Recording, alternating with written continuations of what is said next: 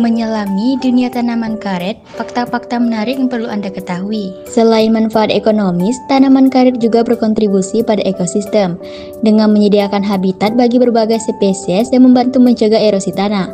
Berikut adalah fakta-fakta penting mengenai tanaman karet. Yang pertama, asal-usul. Tanaman karet berasal dari hutan hujan tropis. Sejak awal abad ke-19, tanaman ini diperkenalkan ke negara-negara tropis seperti Indonesia, Malaysia, dan Thailand, yang kini menjadi produsen utama karet dunia. Yang kedua, kondisi tumbuh.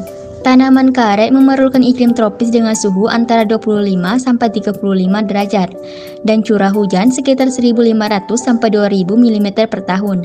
Tanah yang subur dan drainase yang baik juga penting untuk pertumbuhannya. Yang ketiga, morfologi tanaman.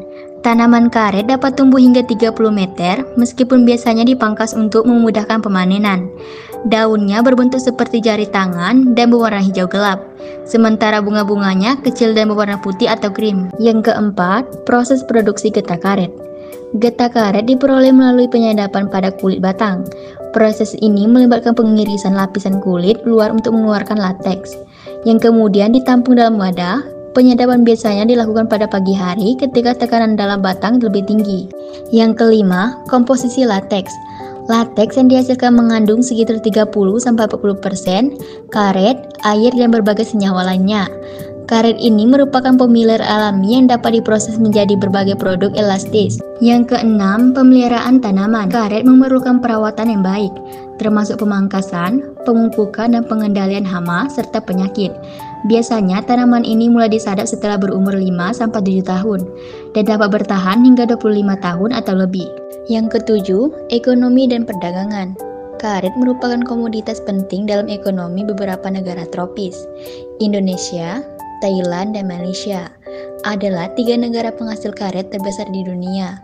Karet digunakan dalam berbagai industri termasuk otomotif, konstruksi, dan barang konsumsi. Yang kedelapan, dampak lingkungan. Produksi karet dapat memberikan dampak lingkungan yang signifikan.